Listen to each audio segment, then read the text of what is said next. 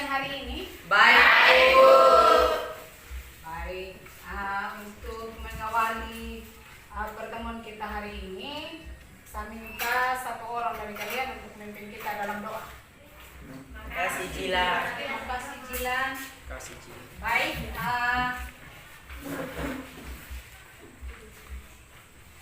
Masih ingat materi yang lalu? Masih, Bu. Apa yang lalu? Tentang cerpen. Cerpen atau cerita pendek Pendek. ya. Sebelumnya kalian pernah membaca dan mendengar cerpen? Pernah, Bu. Cerpen apa? Ayo. Maling Kundang. Tepuk tangan untuk Maling Kundang. Atau maling di cerita Maling Kundang itu tokoh utamanya siapa? Siapa? Maling Kundang. Betul. Untuk pertemuan yang lalu, siapa yang masih ingat materi yang lalu? Yang kita bahas yang lalu tentang cerita pendek. Apa lagi selain ini cerita pendek itu apa lagi yang kalian tahu? Yang kita bahas yang lalu. Siapa lagi yang masih ingat? Saya, Bu. Ya, silakan. Pandang alur dan amanat. Iya, betul. Sudut pandang, alur, dan amanat. Ada 6 ya. Yang pertama tema, tokoh, latar, sudut pandang, alur, dan amanat. Ya, betul. Yang masih ingat unsur ekstrinsik cerpen? Saya, Bu. Ya, silakan. Unsur ekstrinsik cerpen yaitu ada 4. Ya, Nilai sosial, nilai agama, nilai budaya, nilai moral. iya, betul. Terusan. Tujuan pembelajaran kita hari ini yaitu capaian pembelajaran dulu ya.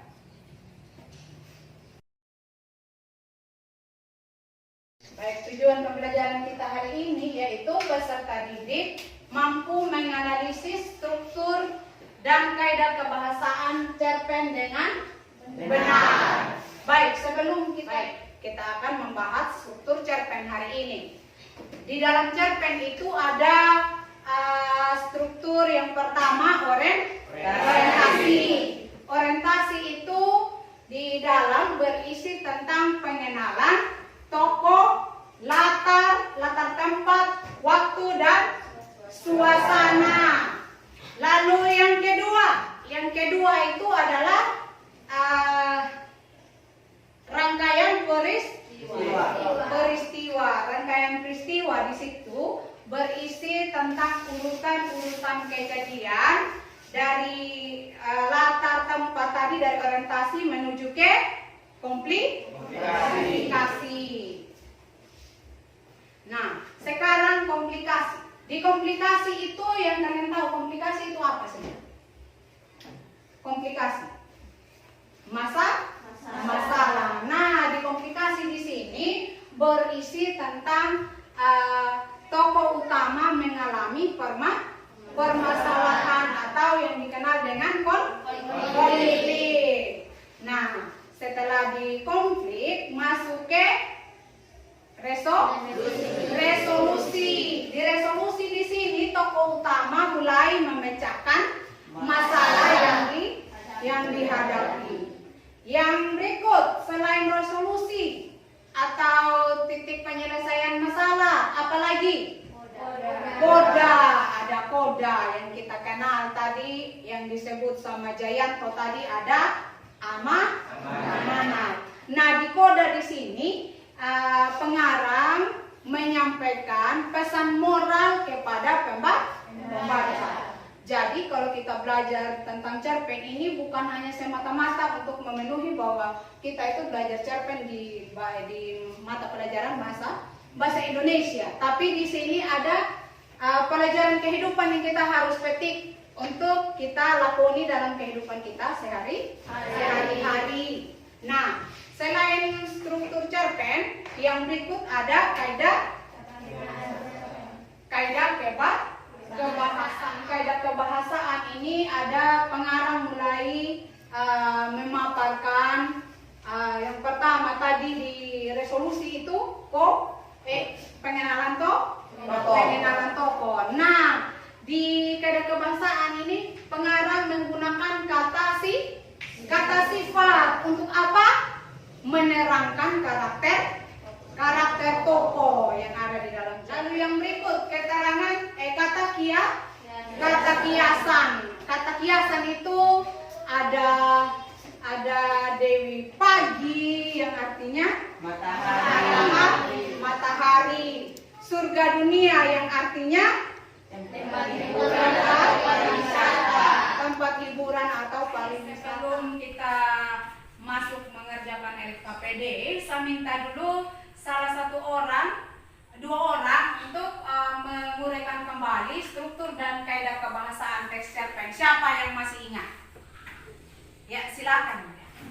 Struktur cerpen yaitu orientasi, rangkaian peristiwa, komplikasi, resolusi, dan koda. Ya, tepuk tangan.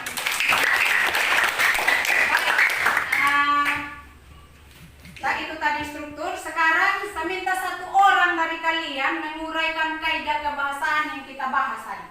Coba, salah satu. Ya, silakan dia.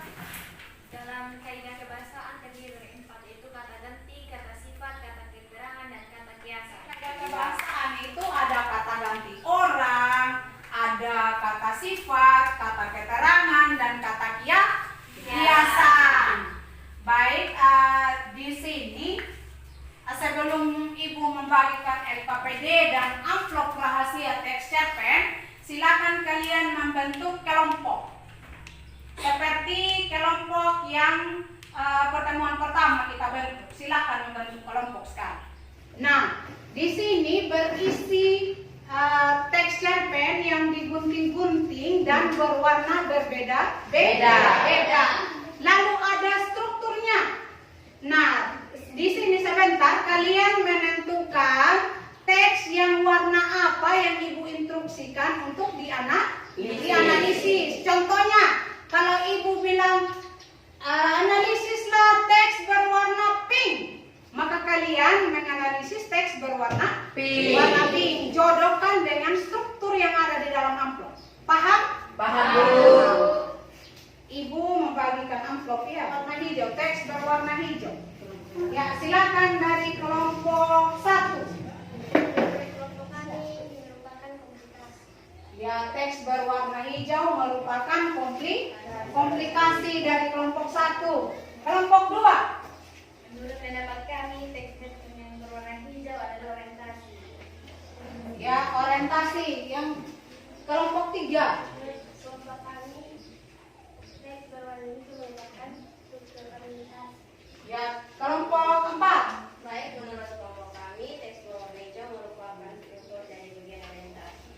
Ya, baik. Menurut kalian di teks berwarna hijau itu merupakan struktur apa? Orientasi. Tidak apa kelompok 1 yang mungkin salah memilih karena mungkin waktu yang singkat makanya salah memilih. Tolong perbaiki kelompok 1 ya. Tepuk tangan untuk semua kelompok. Jadi ini struktur teks berwarna hijau itu adalah struktur orientasi sebagai pengantar untuk menganalisis struktur teks cerpen. Nah, di tangannya Ibu ini ada LKPD. Instruksinya kalian diminta untuk membaca teks cerpen yang kalian dapat. Ada 2 teks. Yang satu berjudul Ketika Raut Marah, yang kedua berjudul Wanita Berwajah Penyok. Tergantung kelompok kalian mendapat teks yang mana. Siap untuk analisis? Siap. Baca dulu teks cerpen yang ada itu teks 1 dan 2. Lalu analisis struktur dan kaidah kebahasaannya, lalu diskusikan dengan teman kelompokmu. Silakan baca dan analisis teks cerpen.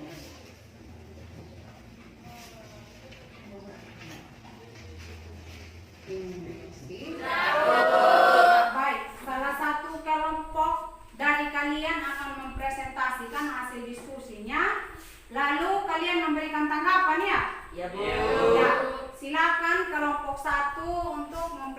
presentasikan hasil diskusi kelompok kalian. Teman-teman, kami dari kelompok 1 akan mempresentasikan hasil diskusi kami. Struktur orientasi, yaitu pengenalan tokoh, bukti, dan kalimat. Tanyakan kepadanya jika dia bisa berkata-kata, maka yakinlah dia akan melancarkan jawabannya. Konon dia lahir tanpa diminta dan korban gagal gugur kandungan dari seorang perempuan, hasil sebuah hubungan gelap yang dilaknat keluarga dan Tuhan. Ya, ada yang beda di struktur orientasi. Ada yang membacakan secara lengkap dan runtun. Tepuk tangan untuk kelompok 3. Lanjut kelompok 1, baca untuk struktur yang kedua. Menurut kelompok kami, bagian struktur rangkaian peristiwa tidak diinginkan lahir, dibuang di kampung dan dipasung. Bukti kalimat siang terang dan balita berwajah penyok keliling kampung sendiri saat anak-anak kecil yang sekolah itu mulai mengkori dan menuntut pinggulnya di belakang. Maka balita berwajah penyok mengambil sebuah batu di tengahnya yang berkil, melemparkan batu itu ke arah anak-anak. Seorang anak bengkel berkelawak terayong terkena membuat dirinya terluka darah segar menyusul dari situ. Ada tanggapan yang berbeda? Sama semua? Untuk rangkaian peristiwa? Sama. Ya, lanjut. Baik, kembali sudah di tempat. Berakhirnya presentasi dari kelompok 4 tadi, berakhir juga berjalannya diskusi hari ini. Tadi kita telah belajar apa tadi? Ada yang masih ingat apa-apa yang kita pelajari? Ya, teks cerpen. Yang pertama tentang apa? Unsur pembangun cerpen. Yang hari ini apa? Struktur dan kaidah kebahasaan teks cerpen. Nah, yang masih ingat struktur cerpen siapa? Saya, Bu. Ya, apa sih?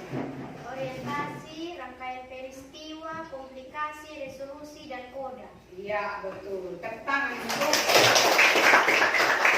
Yang masih ingat kaidah kebahasaan teks cerpen apa-apa yang dibahas tadi?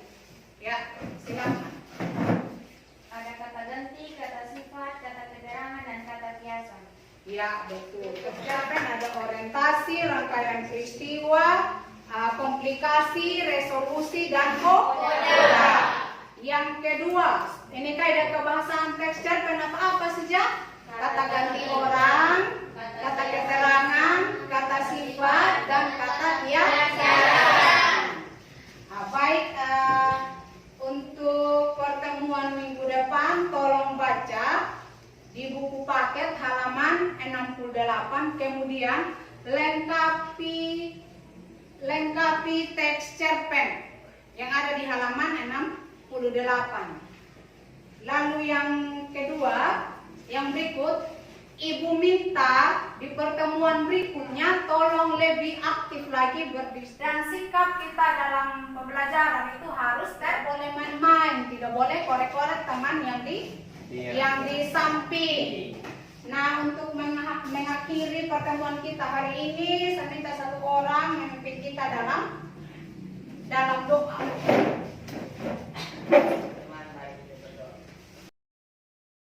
Amin.